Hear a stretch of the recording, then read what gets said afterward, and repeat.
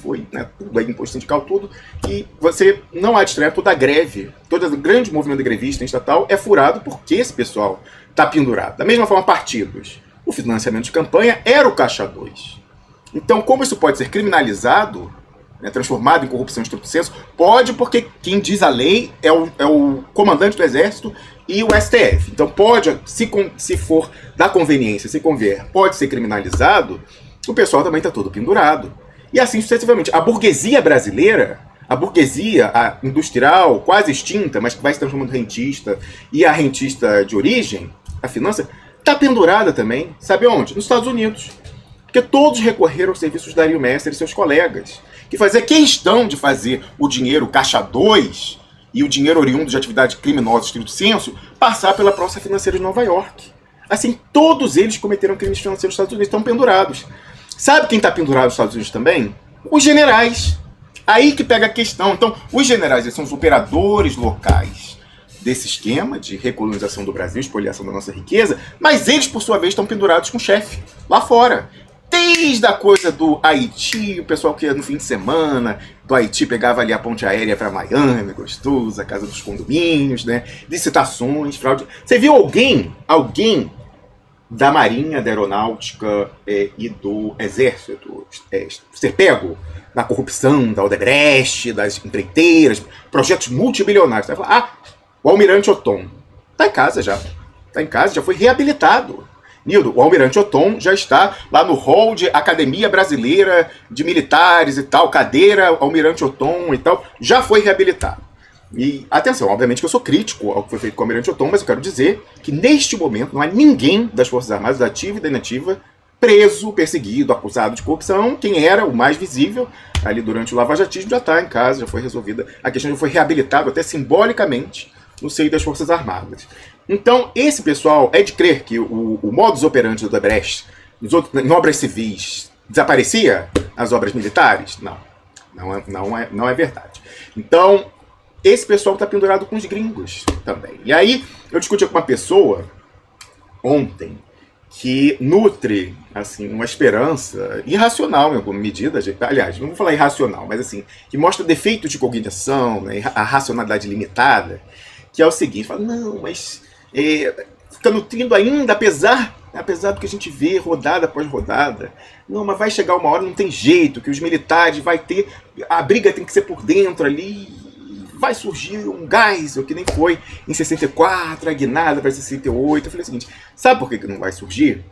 Porque, mais uma vez, os militares estão controlados capturando a gente. Então, o alto comando, os generais, estão pendurados com os gringos, inclusive no bolso financeiramente, não só por fora, mas o por dentro. Muitos generais, engraçado, essa pessoa sabe, porque essa pessoa foi uma das que me passou a informação, mas você vê como funciona o defeito de cognição. Eles são representantes comerciais do complexo industrial militar dos Estados Unidos no Brasil. Eles são sócios. Eles são sócios do esquema. Generais que os mais renomados que passaram pelo comando. Se tiver nativa ainda, aí bota o genro, bota o filho, a filha como representante comercial. Então eles estão pendurados no por fora e também no por dentro. Então não tem como, porque como os agentes estão capturados, o comando, fica a força toda capturada, assim como está no sindicato. Então, aí eu falava o seguinte, eles estão constituindo essa intervenção, é uma intervenção, a gente está vivendo a intervenção militar para a reformatação do Estado. Esse pessoal está ali para poder constituir esse Deep State Tabajara, que vai controlar através, primeiramente, dos compromates, dos dossiês, depois, na mão, você precisa esquentar o dossiê, a lei da ficha limpa, num oferecimento PT, né, anos 2010, ali, último ano do mandato do Lula, e em terceiro lugar, qual é o terceiro lugar? Tinha uma outra coisa que eles usam. Mas esqueci agora. Mas, enfim, eles estão com controle... como esqueci? Em terceiro lugar, a programação da urna eletrônica, a totalização. A maravilha única no universo do senhor Giuseppe Giannino, do TSE, que contraria todas as leis, todos os protocolos de segurança digital universais. Mas o Brasil é uma terra abençoada, Deus é brasileiro. Então, no Brasil, algumas leis pretensamente universais deixam de vigir. Né? É o verdadeiro excepcionalistão. Falar os Estados Unidos, a excepcionalidade estadunidense, faz parte da ideologia deles, do Destino Manifesto, que é um lugar excepcional. Não, o verdadeiro excepcionalistão, excepcional, exceção mundial, universal, é o Brasil. No Brasil, probabilidade muitas vezes não se aplica, e também regras universais de segurança digital não se aplicam. E aí a gente vê a utilidade, né? No final, então, você controla com a ficha limpa e com os dossiês. Primeiro com o dossiê, você faz a chantagem por fora. Depois, se precisar, você faz a por dentro, esquentando o dossiê, usando na lei da ficha limpa. Vimos aí, por exemplo, o senador Lindbergh Farias. Os votos dele foram contabilizados como nulo. Ele apareceu com zero voto no domingo. E o próprio Lula, em 2018. E, por último, se precisar, a ajuda da maquininha. Então, o controle é total do processo político pela juristocracia, pela sinergia, juristocracia militares. E, no entanto, a gente vê a utilidade do Bolsonaro, porque eles fazem a operação em pinça e usam Pavlov, né, a reação por reflexo, para fazer com que quem vai ser degolado nesse esquema amole a faca do carrasco. Então a gente vê, eles jogam o Bolsonaro para falar, olha, isso aí tem fraude e tal, tem que ver, é mais seguro. Aí, por ação reflexiva de Pavlov, condicionamento, o pessoal fala, não, se o Bolsonaro é a favor, a gente tem que se colocar contra. Contra, inclusive, a ciência. Contra a ciência. Vai ver as pessoas, os professores universitários, lá, o Rezende da UNB, a Milka Brunazzi da Unicamp, Diego Aranha, numa universidade aqui em Copenhague, e tantos outros que vêm falando muito antes de haver Bolsonaro, nós estamos com Brizola. Brizola, em 2001, publicou um artigo de opinião na Folha de São Paulo, mobilizou o PDT para, junto com Roberto Requião, durante o primeiro mandato do ex-presidente Lula, aprovar a primeira lei que terminava a impressão do voto. Acredite você ou não, vá atrás, o Requião já me mandou o histórico legislativo. O Lula sancionou, virou lei. Aí que é o mais estranho, Nildorix. Semanas depois, vai o Lula e manda uma medida provisória, um projeto de lei, para revogar aquilo que ele sancionou. Mudou 180, falou, não, impressão do voto, não sei o quê. E o Requião já perguntou aqui no ar, e até hoje não foi respondido. Eu acho que pela história, se as pessoas não temem, e têm confiança total no sistema, seria interessante que o ex-presidente Lula revelasse quem o convenceu a revogar a lei que ele acabara de sancionar. Foi o pessoal do PT jurídico, ali aboletado no Ministério da Justiça, foi o pessoal do TSE, o Janino, o nosso tesouro nacional, ele sozinho é mais do que o Silicon Valley inteiro, a área de informática do PT, a direção do PT que usa a urna eletrônica para ser reconduzida, é sócia de primeira hora do Janino, do TSE. Então, foram essas pessoas. Eu acho que o ex-presidente Lula, se não tem nenhum problema com essa decisão que ele tomou enquanto chefe de Estado, chefe de governo, poderia revelar, eu acho que é um interesse até histórico, quem convenceu ele a revogar a lei que ele acabara de sancionar, determinando a impressão do voto. Então, é terrível ver que todo mundo agora, quase todo mundo de esquerda, entrou nessa. Não, tem que defender a urna eletrônica e tal, porque o Bolsonaro está contra. E aí você vê como o pessoal joga, né, no duplo vínculo e na operação de pinça. Imediatamente o Bolsonaro vai e fala que a urna eletrônica é insegura e que para 2022 precisa de uma coisa melhor. Preste atenção, os pronunciamentos de Bolsonaro. Nesses dias ele parou de falar de impressão do voto. Ele falou, tem que ser alguma coisa mais segura. Eu senti falta da palavra impressão do voto. E não é oportunista não, Nildorix. O oportunismo dele, se ele for falar de impressão do voto. O senador Roberto Requião me contou na semana passada, quando eu conversei com ele, que o Bolsonaro sempre apoiou as articulações no Congresso, enquanto deputado fisiológico das pensionistas do Exército do Rio de Janeiro, sempre apoiou a impressão do voto. Né? Quando Brizola ia articular lá com o Requião, podiam contar com a ajuda do Bolsonaro. E eles agradeciam, porque é um sistema tão forte que está contra que você pega o que quiser. E eu fiquei falando, por que para o Bolsonaro interessa a impressão do voto? Interessava antes, agora ele já está mais contido, já falou só o mecanismo mais seguro e parou de falar a impressão do voto. Porque o Bolsonaro tem voto, sempre teve voto. Quando a ambição dele era apenas perpetuar uma dinastia parlamentar, né, o Bolsonaro, deputado federal, o filho mais velho, deputado estadual, o filho mais novo, vereador, ele ia ficar nisso. Ele foi operado para voos mais altos dos militares, mas ele ia ficar nisso e ia ficar para sempre, porque ele era como se fosse o chefe do sindicato. Ele era eleito e reeleito, a dinastia toda, né, de cabo a rabo, a escadinha, porque ele tinha esse voto muito forte dos militares da inativa, militares da ativa, pensionistas, viúvas, esposas, porque ele era aquele que sempre ia defender o reajuste do solto. E eu tenho testemunho familiar disso. Minha avó votava na família Bolsonaro de cabo a rabo. E ela, não, mas o Bolsonaro, ele aumenta, né, o vencimento e tal, não sei o quê. Aí eu já tentando, assim, minimizar o dano, falando, tudo bem, vovó, ele vota lá na Câmara a favor disso, mas não tem por que a senhora votar, então, no filho para estadual e no filho para vereador. Vereador não faz nada pela remuneração de pessoas das Forças Armadas. Ela, não, mas lá na Associação das Pensionistas falam que a gente tem que votar a família Bolsonaro de cabo a rabo. Nunca consegui convencer minha avó a não votar na família Bolsonaro de cabo a rabo. Então, o Bolsonaro, gosta ou você não disso, naquela ambição que ele tinha de dinastia parlamentar, ele estava eleito e reeleito para sempre. Então, ficar dependente de um sistema inauditável só poderia trazer prejuízo se ele caísse, enfim, se tornasse persona não grata nesse sistema. Então, para ele era bom, já que ele tem voto, tem uma base consolidada para a ambição que ele tinha, era bom a impressão do voto, certo?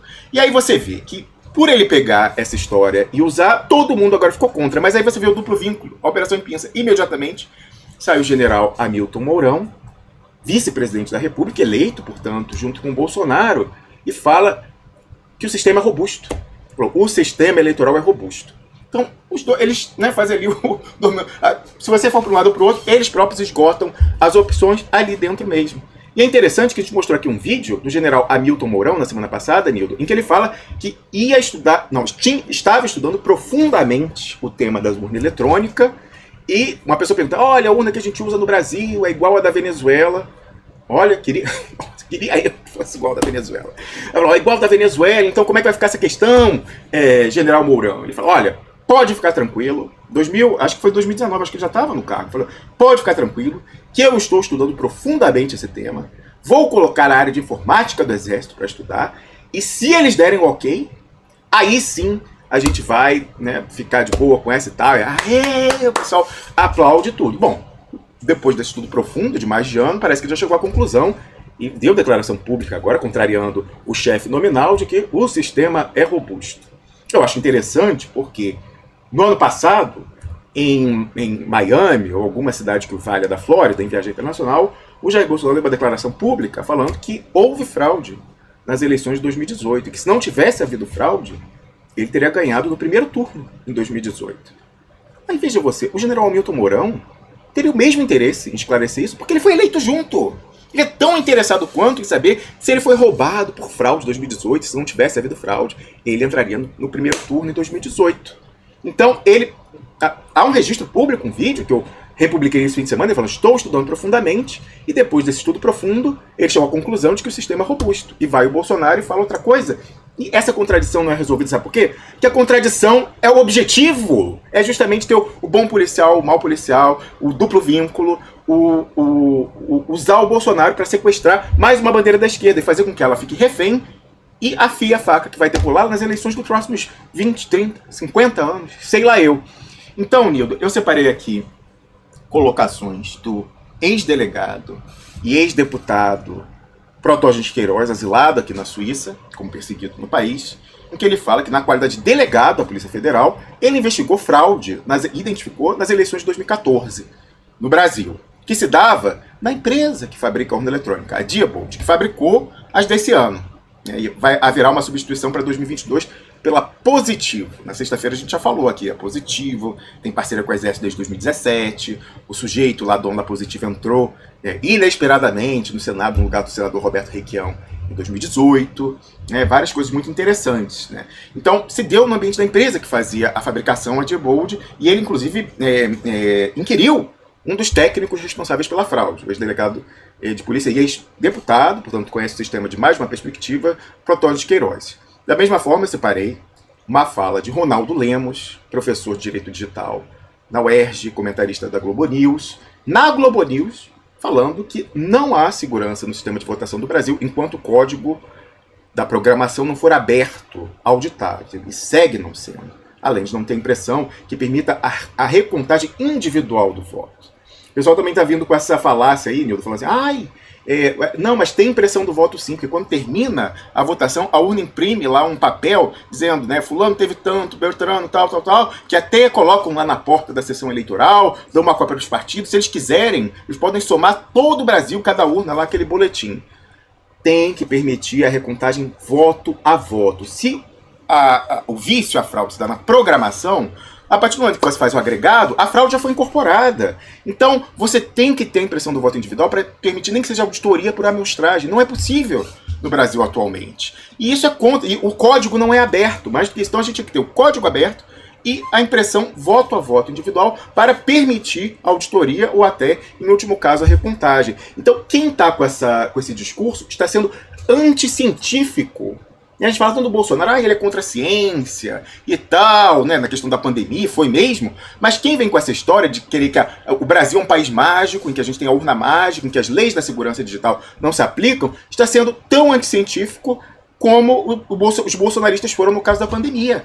E é incrível, anti-intelectual. Eu vou mostrar, portanto, um delegado que foi do PCdoB falando isso, o Protônio de Queiroz, e na sequência o Ronaldo Lemos falando isso na Globo News, que é que junto com o Luiz Roberto Barroso é quem mais faz a defesa desse sistema totalmente inseguro. Vou colocar aqui os vídeos, Nildo, e aí você pode ouvir aí no seu celular. Fiz questão de separar isso aqui, porque óbvio que a gente vai fazer considerações sobre o que as pessoas estão falando. Chegou esse no segundo turno, chegou aquele no primeiro turno, se elegeu identitário, não elegeu identitário e tal. Mas tudo isso tem que partir da qualificação, da ressalva de que esses resultados não necessariamente refletem o que foi expresso pelo eleitorado na urna. Então, olha só. Todas essas falas aqui, tanto a do Protônio de Queiroz como a do Ronaldo Lemos, professor de Direito Digital da UERJ, então, nesse vídeo aqui, que a gente publicou algumas semanas atrás, intitulado E Deus Criou a Urna Mágica. Primeiramente, Protônio de Queiroz. Vamos lá. E consegui identificar um dos fraudadores. Opa, olha a propaganda aí querendo me derrubar. Vamos lá. Olá, sou Foncho Ramírez Corso, especialista em marketing. Denunciei isso ao Ministério Público Regional Eleitoral. Ele admite a fraude? Ele admite a fraude. A fraude foi feita pela empresa na época em ambiente da Diebold, que é a empresa que fabrica as urnas eletrônicas, que é responsável pelo software das urnas eletrônicas. Ele é um dos técnicos engenheiros operacionais, é um técnico de Osasco, inclusive, e ele falou em detalhes como fraudou a minha eleição e como fraudou outras eleições. Outras eleições. Então também quero...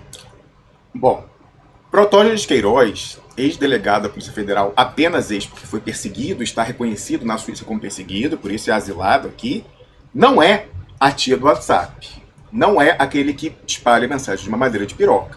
Quero que alguém encontre uma explicação alternativa para ele estar já asilado, já fora do processo político, reconstruiu sua vida com dificuldade, é certo, mas está aqui na Suíça, ele com filho e tal, para ele falar isso numa entrevista que foi ao ar na TV aberta brasileira, entrevista dada em Genebra para a jornalista Mariana Godoy em 2017.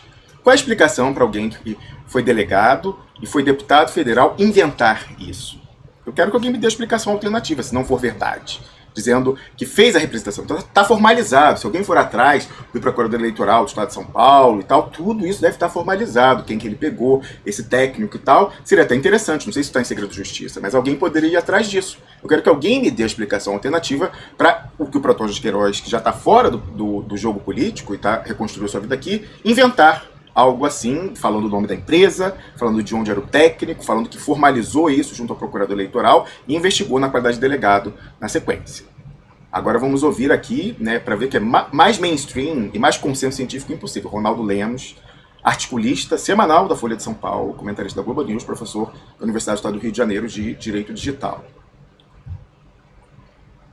Muito legal, muito bacana, hackers de fato agindo para o bem, como sempre, que é também o que a gente vê no maior congresso de hackers que acontece em Las Vegas, certo? Exatamente. E onde as urnas eletrônicas foram monitoradas e o que se viu é que o sinal amarelo está aceso. Nenhuma urna eletrônica deixa de ser vulnerável, é isso? É isso, Cecília. O que acontece? Foi realizada há alguns dias a maior conferência de hackers do planeta, que se chama DEFCON, uma conferência que acontece em Las Vegas e reúne não só hackers, mas agentes do governo, advogados, jornalistas, estão lá para pensar na questão da segurança dos sistemas eletrônicos.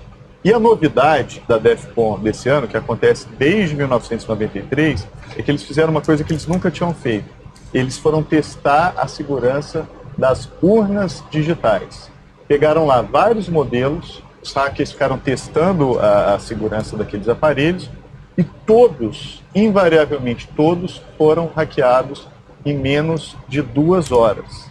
Então, isso levantou um sinal que para o Brasil não é uma luz vermelha. A gente tem que lidar com calma com essa situação, porque também depois as pessoas ficam achando que isso tem a ver com o Brasil. Não, isso aconteceu nos Estados Unidos com alguns modelos, e não é claro se o modelo da urna brasileira específico foi uma dessas que foram testadas ou não. É o fabricante. Exatamente. Né, da uma das máquinas que foram hackeadas é de um fabricante que fabrica a urna no Brasil.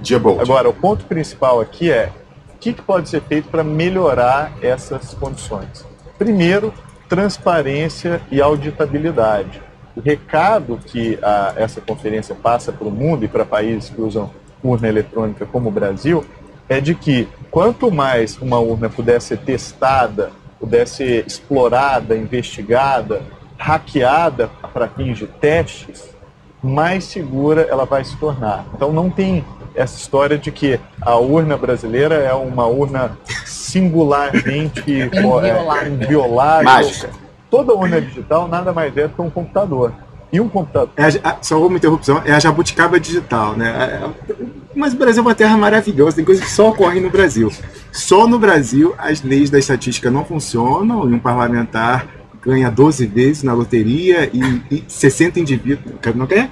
30 indivíduos ganham 60 vezes. Então, gente, o Brasil é maravilhoso, assim, é uma terra mágica, né? Literalmente mágica, porque as leis da estatística não funcionam para Mega Sena e para Mega Sena, não funcionam para distribuição dos processos da Suprema Corte do Brasil, e também a urna eletrônica é maravilhosa, é mágica, ela é inviolável, ao contrário de todo mundo. E aí, que interessante eu ia falar.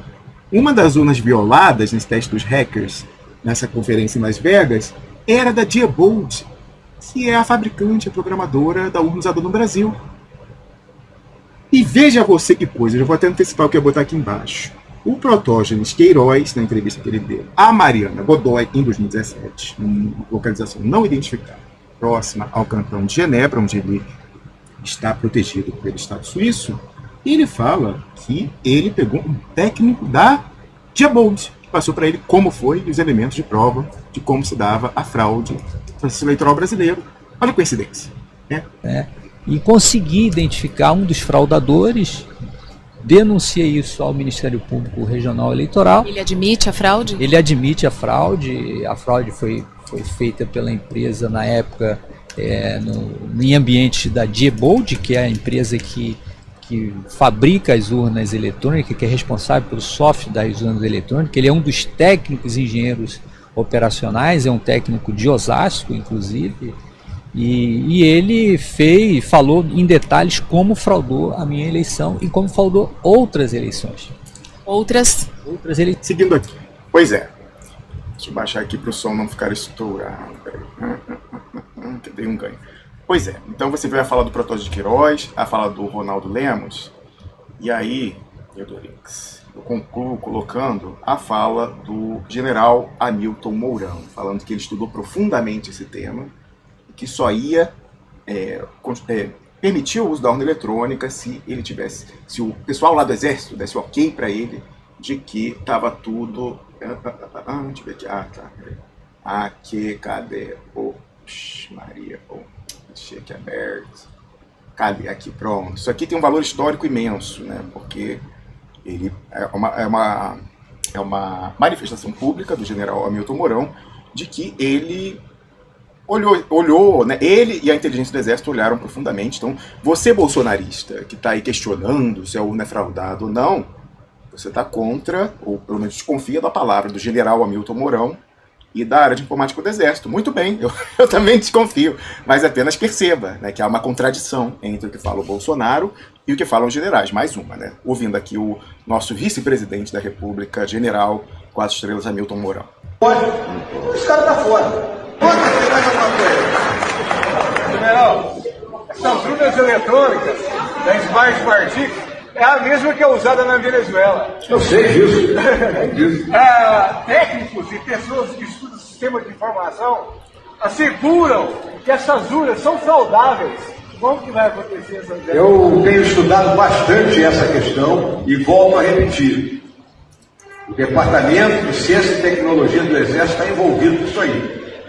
Se eles me derem um sinal verde, positivo, dizendo que não, pode ficar tranquilo, a gente fica tranquilo. Se não, nós vamos criar caso.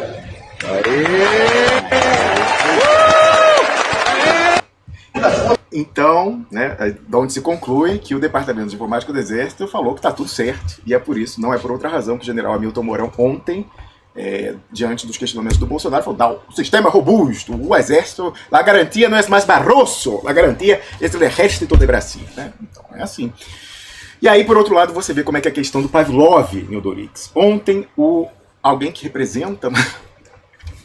É difícil, mas assim, parte da inteligência brasileira atualmente, né? O humorista Marcelo Adnet foi e já, né, tal qual um cachorrinho de Pavlov, deu a reação que foi generalizada por militantes da esquerda que agem por reflexo. O Bolsonaro é a favor, eu sou contra. Então, portanto, se ele falou que precisa de mudanças, né, para assegurar o processo eleitoral, então eu me coloco imediatamente contra. Vamos ouvir aqui a piadinha, né? Então, Marcelo Adnet compartilhou um vídeo visto aqui